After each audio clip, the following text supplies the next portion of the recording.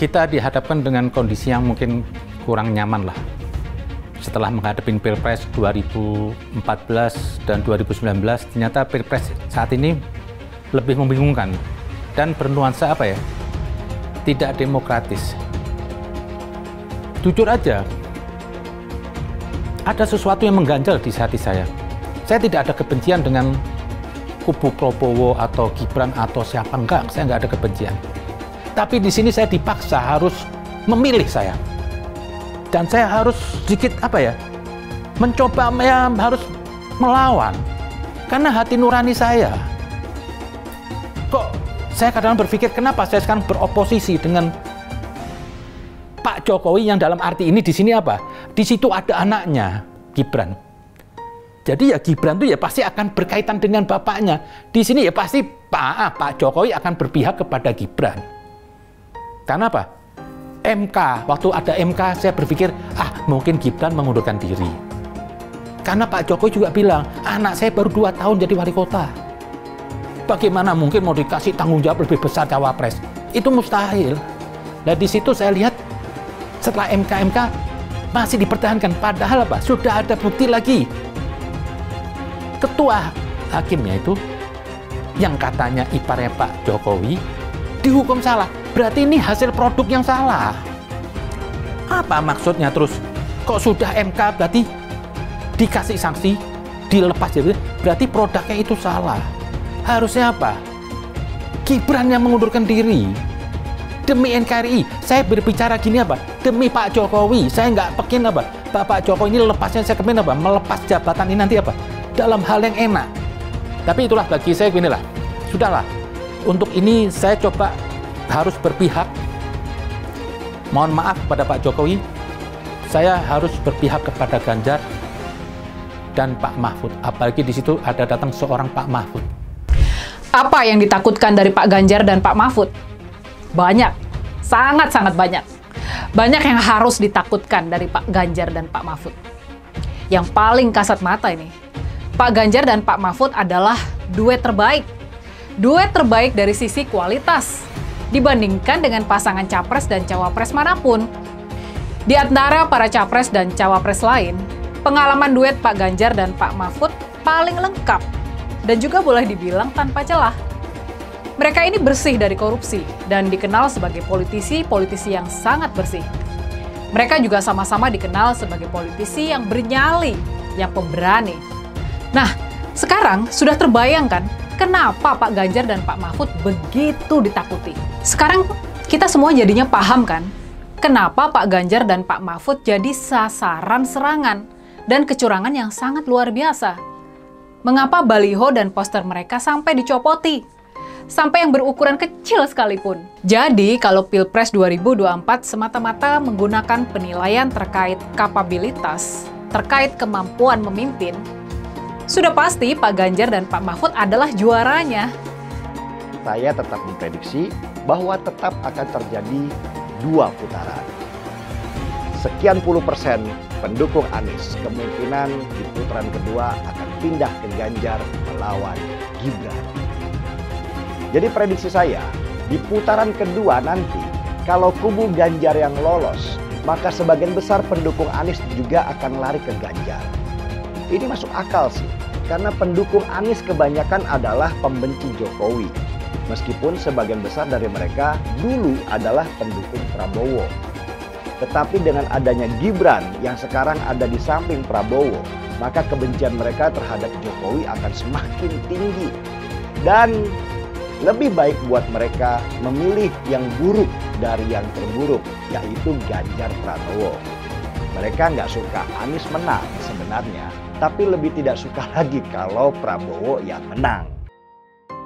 Dari sini terlihat ada bau-bau kelicikan yang berjalan di dalam sistem. Soal anggaran, keamanan, dan backingan. Kita kebayang siapa yang paling diuntungkan oleh sandiwara yang besar ini. Gak mungkin ribuan orang itu gerak sendiri tanpa dikendalikan. Gak mungkin. Gak mungkin gerombolan itu manut-manut saja tanpa diinstrukturi. Kekacauan ini adalah tanda bahwa 2024 mengandung banyak sekali aroma busuk. Jelas sumbernya adalah akal bulus dan nafsu politik. Sebenarnya masyarakat udah paham, mata kita semua udah terbuka lebar, bahwa tanda-tanda kecurangan dan keculasan semakin jelas. Bahkan dari tingkat yang tinggi sampai level desa. Bahkan para kepala desa dan perangkat aja dimobilisasi. Gak kebayang politik kebusukan macam apa yang beredar di desa-desa. Belum lagi perangkat hukum, sistem, dan sumber daya negara. Ganjar Pranowo dengan sangat percaya diri, tegas, berapi-api, bicara tentang Indonesia dan bicara tentang hal-hal yang sangat esensial dan menjadi perbincangan publik akhir-akhir. Tentang jalannya pemilu yang harus jujur, adil, dan bersih, tanpa intervensi dari siapapun. Aparat negara, ASN, TNI, Polri harus netral. Bagaimana pemilu harus dimaknai sebagai sarana berdemokrasi yang bebas KKN, khususnya nepotisme. Ini seolah-olah menohok keras orang-orang yang selama ini bermain nepotisme, kolusi untuk menggolkan pasangannya, mengacak-ngacak aturan hukum hanya sekedar meloloskan sang anak yang bernama Gibran Rakabuming Raka. Nah, kalau kita bicara kolusi dan nepotisme, jelas terkonfirmasi dari hasil Majelis Kehormatan Mahkamah Konstitusi bahwa si Paman Usman atau Ketua MK waktu itu dianggap melakukan pelanggaran berat sehingga meloloskan sang keponakan Gibran Rakabuming Raka menjadi calon wakil presiden. Kita mempunyai calon wakil presiden seperti Gibran Rakabuming Raka, seseorang yang dipaksakan oleh keadaan, oleh kepentingan ayahnya. Kita mempunyai calon wakil presiden Profesor Dr. Muhammad Mahfud MD. Bandingkan dengan Gibran Rakabuming Raka yang baru 2 tahun menjadi wali kota. Itu pun atas privilege dia sebagai anak presiden. Saya mendapatkan berbagai laporan tentang dugaan kecurangan dalam tahapan pemilu. Laporan yang saya terima antara lain ada dugaan pemasangan baliho parpol oleh oknum tertentu. Sebaliknya terjadi juga penurunan baliho parpol tertentu yang diduga dilakukan oleh aparat. Alat peraga sosialisasi capres-cawapres tertentu diturunkan oleh oknum Satpol PP kepada aparat keamanan, baik itu TNI, Polri, serta aparatur sipil negara dan birokrasi, juga KPU dan Bawaslu, hendaknya bersungguh-sungguh menjaga netralitas. Sebagaimana pula Presiden sudah berulang kali mengatakan, menegaskan sikapnya bahwa pemilu akan berlangsung netral. Tidak boleh ada kecurangan, tidak boleh ada tekanan-tekanan terhadap kelompok tertentu, dan tidak boleh ada pemihakan kepada kelompok tertentu lainnya. Sesuatu yang diperoleh secara tidak baik tidak akan memberi berkah dan kebaikan. Tenang saja Pak Prabowo, saya sudah ada di sini. Ya, itulah pernyataan yang pernah disampaikan oleh Gibran Rakabuming Raka ketika di hadapan Prabowo dan semua ketua umum Partai Koalisi Indonesia Maju. Nah, statement Gibran itu pun kemudian mendapatkan banyak sekali tanggapan dari masyarakat. Banyak yang menilai ya bahwa pernyataan yang disampaikan oleh Gibran itu seakan-akan mengandung makna kesombongan dan keangkuhan. Nah, dari semua anomali dan ketidakwajaran ini, maka kemudian muncullah kecurigaan. Jangan-jangan memang ada tangan-tangan penguasa di balik semua ini. Dan jawabannya itu adalah karena yang menjadi presiden saat ini itu adalah bapaknya. Nah, selain itu, Gibran bisa sangat percaya diri dikarenakan apa? Karena dia itu juga punya paman yang masih aktif di Mahkamah Konstitusi atau MK. Nah, itulah jawaban mengapa Gibran sangat percaya diri dan berani. Dan saya yakin kok, andaikan Gibran tidak memiliki paman di MK dan bapaknya sebagai presiden, pasti dia itu tidak akan berani dan sepede ini. Jadi ya, kalau ada yang mengklaim bahwa Gibran itu adalah representasi bagi anak muda yang ingin menjadi pemimpin, maka saya ingin bertanya, apakah anak-anak muda Indonesia lainnya memiliki bapak seorang presiden? Jujur ya, kalau menurut saya pribadi, justru Gibran dan Kaisang itu adalah contoh buruk bagi generasi anak-anak muda saat ini. Ya, saya akan jauh lebih respek dan hormat apabila Gibran dan Kaisang mau berjuang seperti bapaknya dulu, di mana saat itu tidak ada campur tangan atau cawe-cawe dari bapaknya yang masih berkuasa. Tapi sayang, Gibran dan Kaisang memilih jalan yang diduga berbau kolusi dan nepotisme. Ya, tapi apapun itu, saat ini hampir dipastikan Gibran akan menjadi calon wakil presiden mendampingi Prabowo Subianto. Hasil putusan Mahkamah Kehormatan MK juga tidak bisa mengubah aturan soal keputusan MK sebelumnya. Meskipun loh ya, paman Gibran itu telah dinyatakan melakukan pelanggaran etik berat dan dipecat sebagai Ketua Mahkamah Konstitusi. Nah, yang pasti kalau buat saya, dibandingkan misalnya Pak Gibran jadi maju, gitu Mas Gibran gitu ya. Ya saya pilih Ganjar sama Mahfud lah, karena lebih teruji kan. Anda jadi wali kota baru 2 tahun, 3 tahun kan belum teruji juga. Ini urus negara loh, mau jadi presiden loh. Kalau Anda belum lengkap, belum pernah di legislatif, belum nasional ya maksudnya DPR. Kan DPR kan boleh ngerti nih, pemerintahan seperti apa. Anda belum pernah di eksekutif yang tingkat provinsi, Anda nggak ngerti jadi presiden nanti. Ini bukan soal belajar-belajar, coba-coba loh. Ini negara dipertaruhkan untuk 2045. Kita kan mau mencapai 100 tahun ini mau jadi apa? Kalau coba-coba, ini negara sebentar lagi 300 juta penduduk kita. Mana boleh kita kasih orang coba-coba. Saya tidak meremehkan anak muda ya. Anak muda bisa lebih kreatif gitu ya.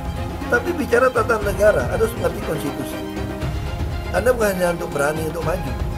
Kalau cuma berani maju, banyak bisa kita pilih orang berani maju. Tapi yang lengkap dengan track record ini kan butuh waktu pembuktian. Saya pasti pilih Pak Ganjar, Pak Mahfud yang lebih pengalaman. Saya tidak mau anak cucu saya harus nunggu sekian tahun lagi. Pengalaman Jakarta gitu kan, nunggu lagi mundur. Males sudah. Jadi kita nggak usah coba-coba deh. Udah jangan dengerin janji-janji manis orang. Buktikan aja selama ini bagaimana. Anies Baswedan adalah yang terbaik dan paling baik-baik sebagai calon pemimpin di negeri ini. Alam semesta memberikan dukungannya kepada kita. Hingga betapa besarnya dan betapa beratnya rintangan itu, insya Allah kita akan mampu melewati itu, saudara semuanya. Kita akan mampu melewati itu, dan insya Allah kita akan membawa kemenangan kepada pasangan kita ini. Pasangan kita, amin. Pasangan kita, amin. Insya Allah. Harus dicek betul, pernah nggak calon pemimpin kita, calon presiden kita ini memecah belah umat. Kalau punya jejak pernah memecah belah umat, jangan dipilih. Kita lihat apakah pemimpin kita, calon pemimpin kita ini ya pernah menggunakan agama sebagai alat untuk memenangkan kepentingannya atau tidak. Kalau agama diperalat untuk merebut kekuasaan, jangan dipilih. Sekali lagi, kalau ada calon pemimpin yang punya rekam jejak memperalat agama untuk kepentingan politiknya, jangan dipilih. Maka kalau kalian pendukung saya, haram hukumnya membawa isu sara. Haram hukumnya.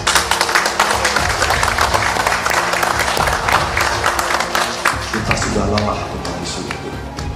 Kita menjadi bangsa yang terbelah. Dan untuk mengembalikan susah. Umat Kristen di Indonesia memang minoritas, tapi jangan salah. Umat Kristen akan memegang peran menentukan apakah Anies akan menang dalam Pilpres 2024. Kalau secara perlahan semakin banyak orang Kristen yang berpaling ke Anies, yang akan menang nantinya sangat mungkin Anies.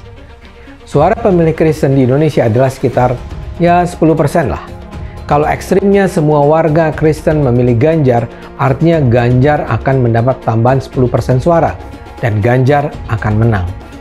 Nah, itulah saya katakan kekompakan suara pemilih Kristen akan menentukan.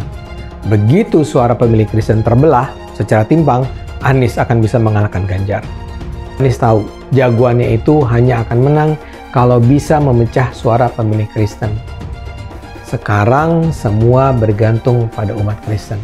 Kekompakan pemilih Kristen akan menentukan apakah pada akhirnya Indonesia akan dipimpin Anies atau Ganjar. Elektabilitasnya Anies merosot ya seiring mulai terkuaknya kontroversi dari kepemimpinan Anies di Jakarta. Gen Z juga tahu kalau Anies adalah sosok yang didukung kelompok intoleran yang membuat Pilgub DKI 2017 menjadi sangat kotor. Politik identitas yang mengarah ke perpecahan seperti yang dikeluarkan pendukungnya Anies, yaitu Kadrun bin Kampret. Kafir lah, laknat lah, PKI lah, ya cuman itu doang kemampuannya. Itulah pendukung Anies. Jangan pernah takut melawan Kadrun yang cuma pengen Indonesia hancur. Siap kawal kasus Ahok, siap penjarakan Ahok. Takbir, takbir, takbir. Siap kawal kasus Ahok. Siap. Siap kawal kasus Ahok. Siap. Betul. Betul. Tangkap, tangkap, tangkap si Ahok. Tangkap si Ahok sekarang juga.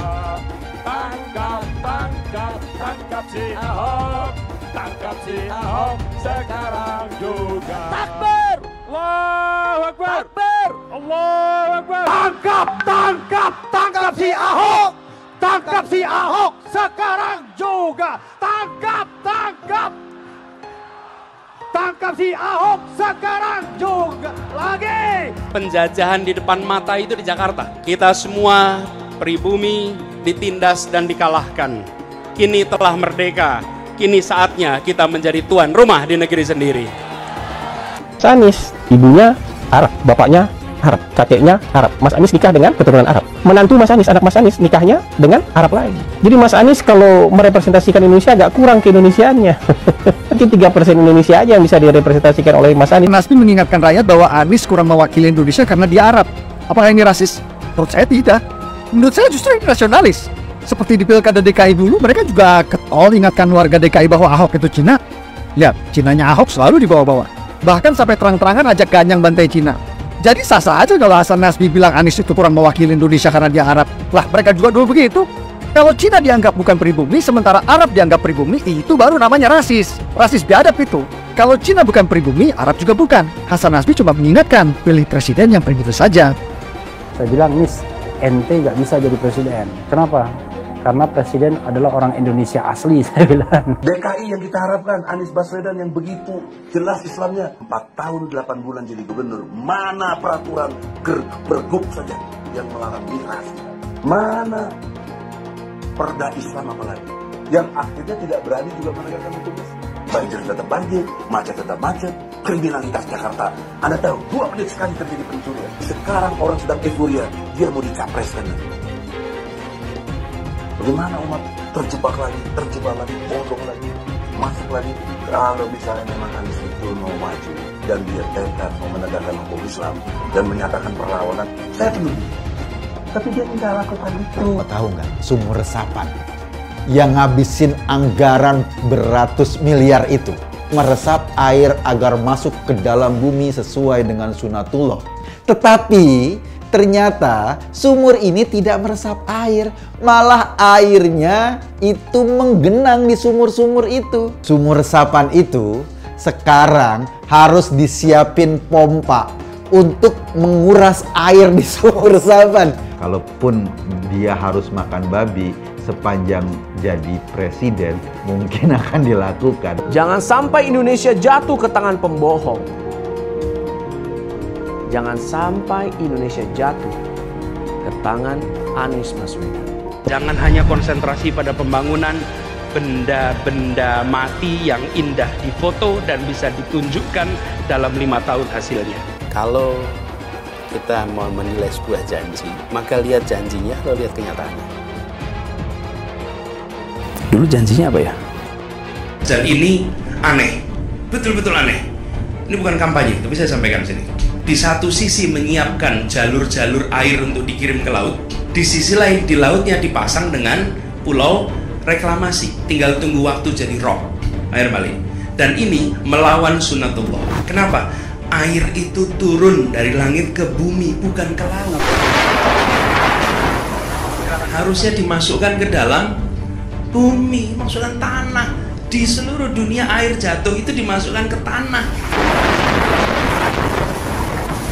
bukan dialirkan pakai gorong-gorong raksasa ke laut. Jakarta telah mengambil keputusan yang fatal.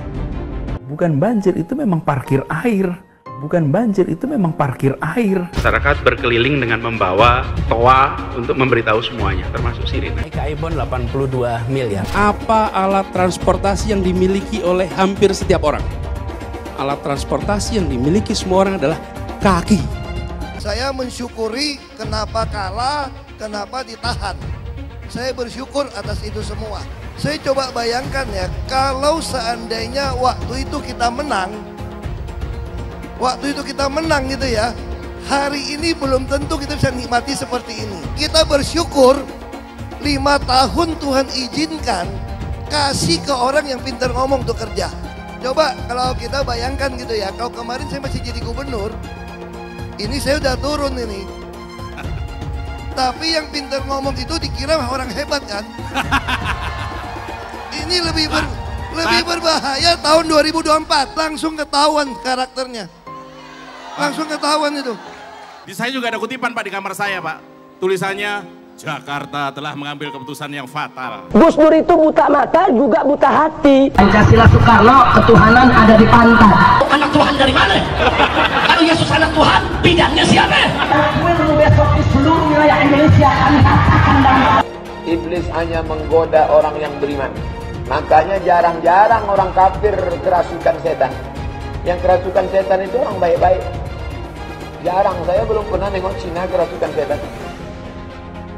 Pernah tak Ahok itu kerasukan setan? Enggak, setannya juga. Karena sesama setan dilarang saling menggoda. Karena di salib itu ada jin kafir. Karena di salib itu ada jin kafir. Karena di salib itu ada jin kafir. Haleluya. Kepalanya ke kiri apa ke kanan? Kepalanya ke kiri apa ke kanan? Tetap percaya salib itu lambang mulia, bukan jin. Kok ketawa? Aku nggak nyindir siapa-siapa loh. Kalau Anda tanya saya jadi presiden, saya hari ini jadi presiden juga saya tahu apa yang saya mesti kerjakan. Karena saya udah kenyang dari DPRD tingkat 2, dari pengusaha, DPRD tingkat 2, bupati. Bupati itu paling kerja benar, paling ngerti tuh soal daerah seperti apa. Sampai hari ini portofolio saya lengkap sampai ke BUMN.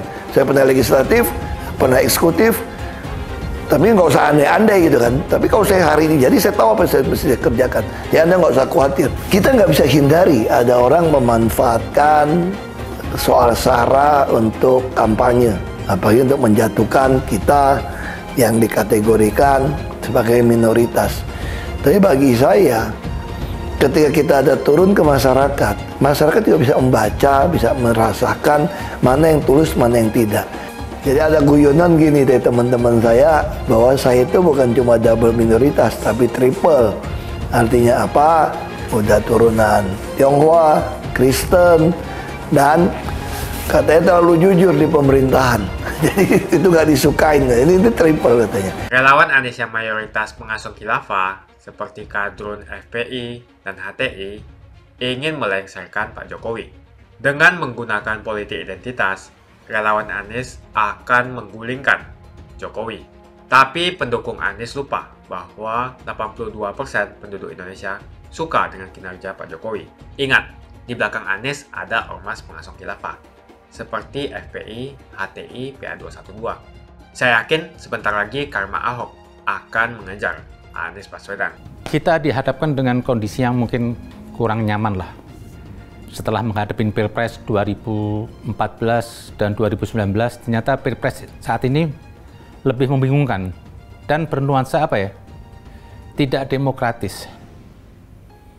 Jujur aja, ada sesuatu yang mengganjal di hati saya. Saya tidak ada kebencian dengan kubu Prabowo atau Gibran atau siapa, enggak, saya nggak ada kebencian. Kalau dulu di Pilpres pada 2014 dan 2019 kita tuh dihadapkannya enak. Antara apa ya? Nasionalis dan non-nasionalis. Kenapa harus mengkritisi? Karena jika ada dua pandangan yang berbeda, pasti di situ ada yang salah. Lah, kita di posisi yang mana? Di posisi benar atau di posisi salah? Misal 2014-2019 itu saya berpihak kepada Jokowi. Tentunya kalau saya berpihak kepada Jokowi, saya akan mengkritisi lawannya. Di situ adalah Prabowo. Itu namanya orang keberpihakan. Tapi apakah dua-duanya benar? Nggak mungkin lah. Pasti ada salah satu yang salah. Kalau dua-duanya benar, ya berarti kita bersatu dong. Nah, ada permasalahan di sini saya lihat berbau identitas agama, ada isu agama, ada di situ gerbong-gerbong radikalisme.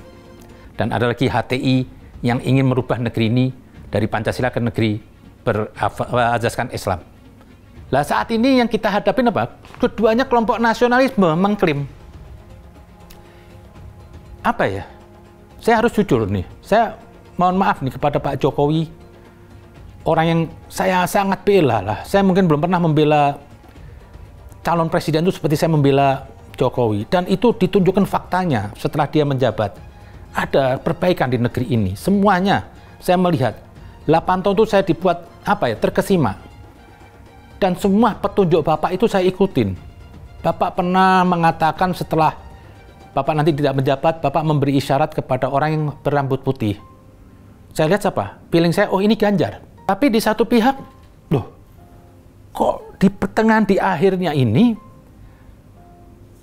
seperti berputar berbalik, seperti mendadak. Yang tadi yang dia buat ada baju garis putih semuanya, itu saya ikuti. Dan ini semua apa? Diikutin oleh mayoritas Jokower. Tapi akal saya bekerja, bukan karena saya disuruh terus saya ikutin, enggak. Emang saya lihat dari pribadi Ganjar ini ada kesamaan dengan pribadi yang Jokowi. Secara kesehatan, orang yang down to earth, ke bawah, merakyat. Dan mendengar apa kata orang. Kalau saya bilang juga sama-sama punya prinsip, punya keberanian. Tapi di sini saya dipaksa harus memilih saya. Dan saya harus sedikit apa ya, mencoba ya, harus melawan. Karena hati nurani saya. Kok saya kadang berpikir kenapa saya sekarang beroposisi dengan Pak Jokowi yang dalam arti ini di sini apa? Di situ ada anaknya, Gibran. Jadi ya Gibran itu ya pasti akan berkaitan dengan bapaknya. Di sini ya pasti Pak Jokowi akan berpihak kepada Gibran. Tapi di satu pihak hati nurani saya ini, komunitas saya ini, Jokowi ini ada di Ganjar. Akhir kali saya dapatkan, tuh kok ada ke Prabowo dan ke Gibran. Yang saya hadir itu hadir Gibran di sini. Saya bukan karena kebencian. Saya ini pembela Jokowi dari awal. Seperak saya nggak ada dapat. Saya nggak berharap kekuasaan. Saya hanya semata ingin negeri ini baik. Tentunya menggunakan jalur konstitusi. Kenapa bagi saya itu hukum itu kendali. Kendali untuk bergeraknya suatu negara atau kehidupan manusia itu apa? Bisa berlaku adil dan tidak zalim. Karena negeri ini perlu hukum. Kalau kita berani melanggar hukum ini hari, besok negeri ini akan terpecah NKRI. Akan orang mencoba melanggar konstitusi. Kalau saya berpihak sana, ini pakai perasaan dulu ya. Kalau saya berpihak ke sana, saya berarti melawan ini kehendak teman-teman. Ini kan komunitas saya. Pada saat itu saya berjuang bareng. Relawan-relawan ini yang saya lihat tanpa pamrih. Membela Pak Jokowi demi membawa negeri ini lebih maju. Tapi di sini, kenapa harus ada Gibran yang saya sesali apa? Ini hari saya baru berbicara ada keberpihakan. Sebelumnya saya belum berbicara apapun. Saya masih bingung aja. Saya pikir apa ada perubahan, tapi kelihatannya ini sudah fix lagi. Tidak mungkin di situ pasti apa? Gibran akan ikut Pilpres 2024. Karena apa? MK, waktu ada MK saya berpikir, mungkin Gibran mengundurkan diri. Karena Pak Jokowi juga bilang, anak saya baru 2 tahun jadi wali kota. Bagaimana mungkin mau dikasih tanggung jawab lebih besar cawapres? Itu mustahil. Nah, ternyata setelah MK, saya kaget. Loh, kok dilolosin? Tidak ada gerakan dari Gibran untuk dan akhirnya apa? Terjadi MK. Ini yang lebih fatal bagi saya. Yang saya harus berpihak. Tidak bisa saya mau ikut sana kemari. Kenapa? Nurani saya. Saya nggak mungkin mau mengkhianati diri saya. Terkadang gitu loh. Kita suatu saat kita bisa dihadapkan kepada orang tua. Bisa nggak kita berlaku adil? Andaikan orang tua saya itu salah, saya harus katakan dia salah. Itu baru keadilan. Membenarkan, mensetujui Gibran yang tadi merubah umur, harusnya umur itu, setahu saya sih, itu ketentuan wilayahnya anggota DPR. Mahkamah tidak bisa menambah itu. Udahlah, saya nggak mau ikut campur masalah hukum itu buat ahli hukum. Tapi di sini saya mau bicara sebagai orang yang pembela Jokowi. Nah di situ saya lihat setelah MK masih dipertahankan. Padahal apa? Sudah ada bukti lagi. Ketua hakimnya itu yang katanya iparnya Pak Jokowi dihukum salah. Berarti ini hasil produk yang salah. Saya nggak ingin dalam hidup saya itu andil dalam apa ya, mensetujui orang melanggar konstitusi. Karena saya maaf, lebih baik saya salah untuk pribadi saya sendiri, tapi daripada saya salah untuk negeri ini supaya nanti akan jadi hancur. Karena apa? Kalau hukum itu tidak menjadi kendali hukum yang adil, ini negeri akan amburadul besok. Dan NKRI ini akan berpecah. Jangan main-main loh dalam hal ini. Oh nanti dipimpin oleh Prabowo dan Pak Gibran, negeri ini maju. Tapi besok kalau ketemu pemimpin yang jahat, akan digunakan ini alat untuk merubahkan apa? Pernah terjadi. Tapi ini hari bukan Jokowi yang merusak nama Pak Jokowi. Tapi apa? Keluarga Pak Jokowi sendiri yang merusak nama Pak Jokowi. Kami tidak pernah ingin merusak. Kami ingin bertanya aja. Kami ingin ngikutin.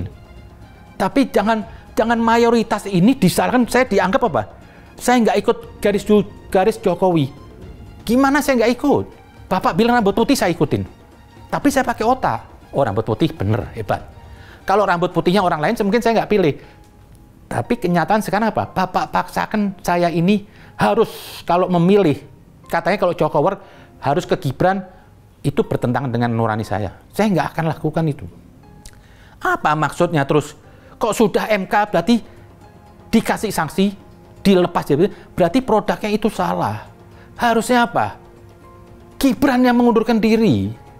Demi NKRI, saya berbicara gini apa? Demi Pak Jokowi, saya nggak pekin apa? Bapak Jokowi ini lepasnya saya kepingin apa? Melepas jabatan ini nanti apa? Dalam hal yang enak. Kalau perlu apa? Ada tangisan. Bapak orang baik. Tapi itulah bagi saya beginilah. Sudahlah. Untuk ini saya coba harus berpihak. Mohon maaf kepada Pak Jokowi. Saya harus berpihak kepada Ganjar dan Pak Mahfud. Apalagi di situ ada datang seorang Pak Mahfud. Sosok pribadi yang cukup sederhana, kita kenal baik, jujur, menegakkan keadilan. Semoga tak lain dalam hal ini, Pak, bukan saya kebencian dengan Bapak Jokowi semuanya. Semoga Bapak sehat. Negeri ini bisa ke depan lebih baik. Terima kasih. Semakin dekat Pilpres, relawan Anies semakin beringas dan Anies semakin galau. Dengan menggunakan politik identitas, relawan Anies akan menggulingkan Jokowi. Relawan Anies yang mayoritas pengasuh khilafah, seperti kadrun FPI dan HTI, ingin melengsarkan Pak Jokowi. Tapi pendukung Anies lupa bahwa 82% penduduk Indonesia suka dengan kinerja Pak Jokowi. Saya pikir kalau terjadi baku hantam, maka ada 82% yang akan menghajar kadrun pengasuh khilafah itu. Kalau melihat perkembangan koalisi politik yang paling agresif memperluas basis kerjasama yang sudah konkret adalah koalisi Ganjar. Sejak Ganjar diumumkan oleh PDIP, sudah resmi koalisi Ganjar ini didukung oleh 3 partai, yaitu P3, Hanura, dan juga Perindo. Nasdem pun semakin pusing melihat Anies, karena elektabilitas Anies semakin jatuh. Dan banyak kader-kader Nasdem terjerat kasus korupsi, seperti belakangan kasus korupsi BTS. Kasus korupsi 8 triliun yang dilakukan oleh kader terbaik Nasdem yaitu Johnny G. Plate, ini sangat menghantam Partai Nasdem, Menteri dari Kementerian Pertanian, di mana ini juga adalah dari Partai Nasdem. Apalagi belakangan ada 120.000 kader dari Partai Nasdem pindah ke Partai Perindo. Semenjak Nasdem mengusung Anies, banyak sekali petaka yang diterima oleh Nasdem. Apakah ini merupakan karma dari Ahok Silahkan komentar di kolom komentar. Yang jelas saya tidak akan memilih Anies, karena Anies bukan pribumi yang jelas. Dan Anies juga merupakan antitesis daripada Jokowi. Antitesis artinya bertolak belakangan dengan semua kebijakan Jokowi. Anies sudah terang-terangan menyebutkan dia tidak akan melanjutkan kinerja dari Pak Jokowi. Tidak ada infrastruktur yang akan dibangun jika Anies memimpin Indonesia 5 tahun ke depan. Lagi pula, Anies juga didukung oleh khilafah dan pendukung Anies dari ormas seperti FPI dan juga HTI. Apa kita mau FPI dan HTI kembali di Indonesia jika Anies memimpin? Anies adalah bapak politik identitas yang menghalalkan segala cara untuk menggapai kekuasaan, termasuk menggunakan politik identitas berbasis agama. Kita lihat di kasus Ahok. Kita sudah bisa melihat kinerja Anies selama 5 tahun di Jakarta, dan ini merupakan rekam jejak Anies Baswedan. Tidak ada satupun janji yang dipenuhi, dan tidak ada kinerja yang bisa dibanggakan. Dari DP 0%, OKOC, kelebihan bayar, Formula E, banjir, sumur resapan, jalan rusak, dan gonta-ganti nama jalan. Jadi saya rasa tagline perubahan yang diusung Anies adalah tagline merubah kata korupsi menjadi kelebihan bayar, supaya semua koruptor tidak dijerat oleh pasal korupsi. Karena mereka semua hanya melakukan kelebihan bayar. Jadi perkataan Ahok sudah terbukti dan Jakarta sudah menjadi korban. Jangan biarkan Indonesia menjadi korban di bulan Anies Baswedan. Suara minoritas jangan lagi merasa takut untuk memilih pemimpin yang membela hak minoritas. Karena Anies jelas hanya memanfaatkan suara minoritas untuk mendapatkan suara. Ingat, di belakang Anies ada ormas pengasuh khilafah, seperti FPI, HTI, PA212. Saya yakin sebentar lagi karma Ahok akan mengejar Anies Baswedan. Begitu saja opini saya hari ini. Tuliskan opini kalian tentang Anies Baswedan di kolom komentar.